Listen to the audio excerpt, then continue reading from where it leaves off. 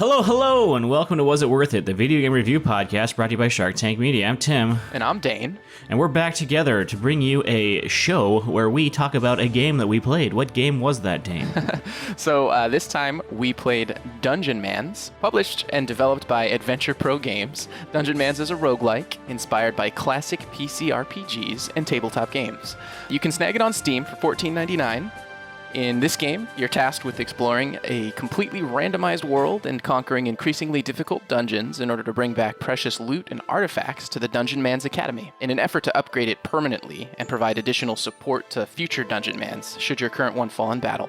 In true roguelike fashion, the game can be pretty challenging, and death is pretty much expected to happen as you push forward and explore some of the scarier, harder areas. There are a number of classes to choose from. You can start mixing and matching them as you earn enough skill points to do so. Combat's pretty simple. You kind of just move in the direction of the enemies adjacent to you to attack them, or you can use a handful of grid-based skills to destroy them. The game, graphically, it's 2D, and has some pretty primitive-looking character sprites and backgrounds, but it does sort of seal in that classic feel. Absolutely. Yeah, and one other thing worth mentioning is that the game doesn't take itself too seriously whatsoever. Like, the dialogue is just chock full of humor and, like, goofy made-up words, and it can be a real treat.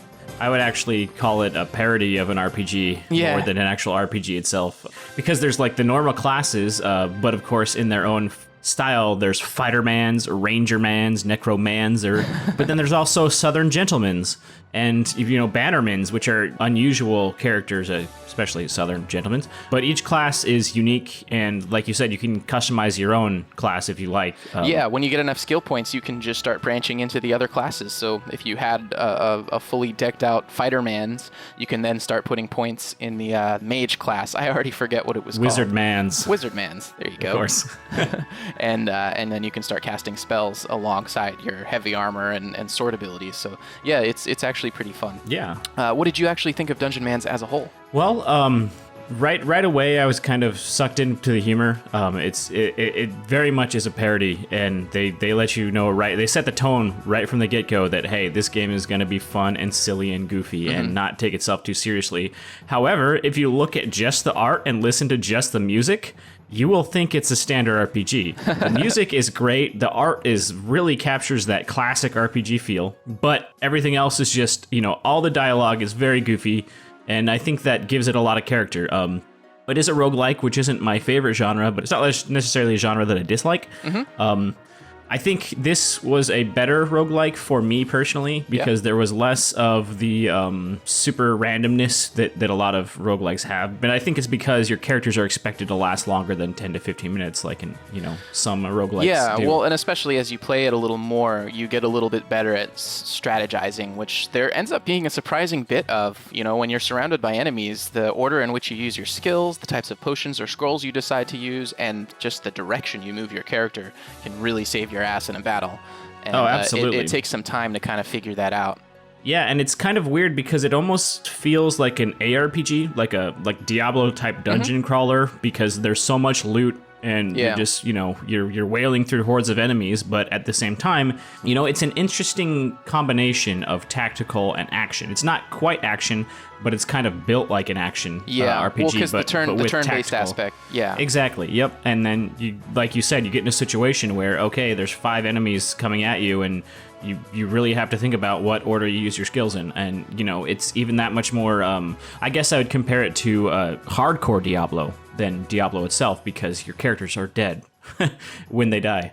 Ultimately, I will say it's worth it, but I think that for me personally, I played about 10 hours and then just kind of, I lost interest in it because it's so silly. They don't really have an engrossing story, and I think after a while, the lack of a story, the lack of me caring what I'm doing just kind of killed the mood for me. What I'll say is I think the story or rather what they have there in place of a story is just an orb sitting in the back of the academy, like a mysterious orb. And when you interact with it, it says, "Hey, I'll figure out what you're for, orb, someday," or something like that. And I think that was their. Yeah, and they mentioned that there's the evil purple guys, or I don't even remember what they're called, and that there's hints every now and then, but really the game isn't about the story. It's about going out and then getting as much as you can and then bringing back what you can for your future characters, because you know that character's going to die. I think that it's set up so that you can't really progress that far with your first character, just because the difficulty ramps up faster than your character's progression can handle it until you're starting out with better weapons and you have more skill points and all that kind of stuff. For sure. So what did you think about it?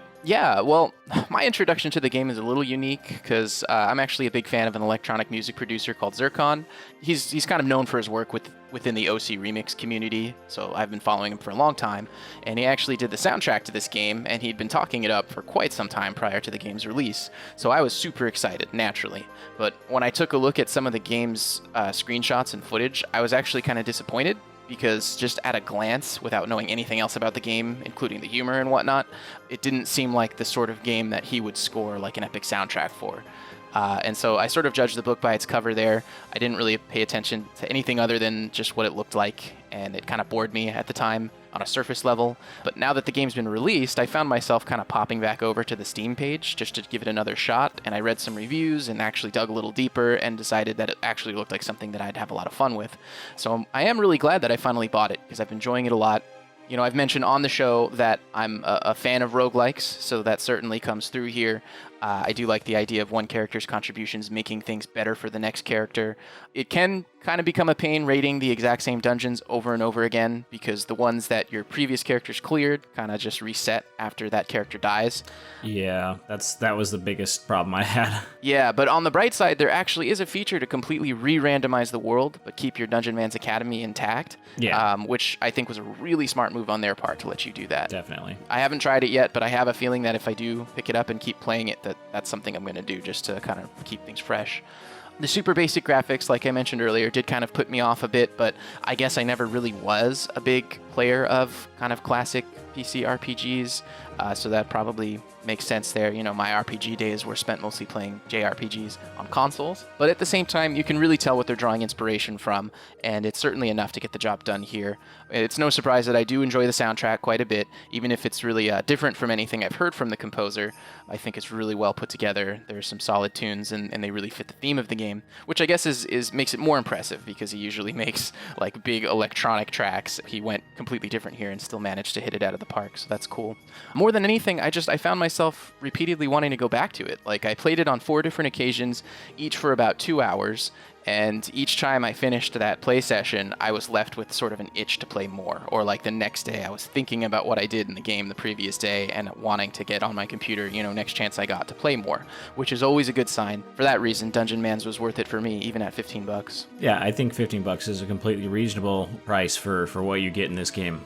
Yeah, and I think they plan to add more content for free as time goes cool. on. This might have been a kickstarted game. I didn't quite check into that.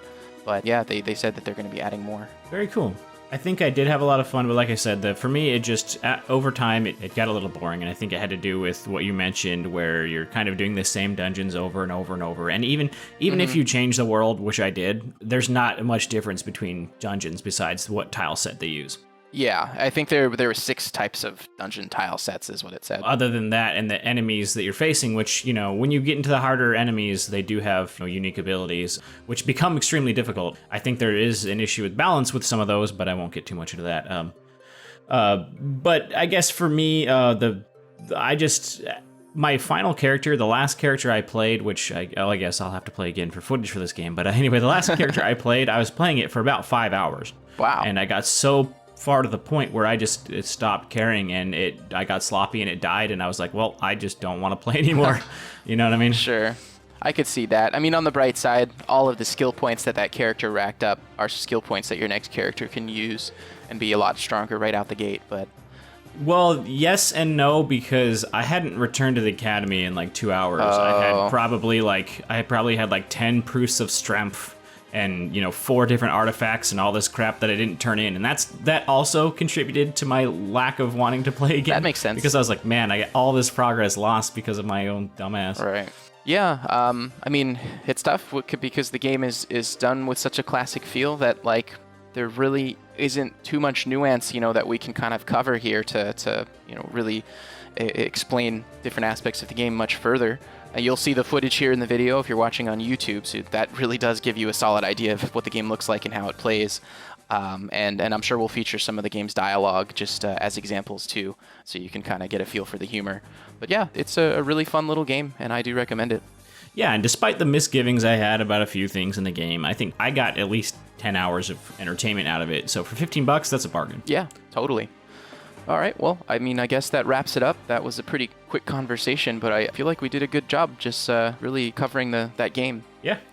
So we don't have a game plan for next week, do we? Not yet. In fact, we'll see. I mean, this episode's coming out late. Yeah. So I don't know if what we'll consider next week. Well, depending on when this episode actually gets released, sure. We'll see what next week actually means. Yeah. But no, we don't have any games lined up yet. Yeah, and I mean, I personally have been dealing with 2 moves in a really short period of time, as well as a new job with some pretty unique work hours. So it's been a little hard for me to focus on it here. So I do apologize to the viewers, if that's contributed to our lateness and lack of the same sort of routine that we used to have. Yeah, and we're trying to change things up a little bit, and it might be me doing another solo episode next week if I can find a game that I'm actually interested in. But this time of year it's a little slow. Right.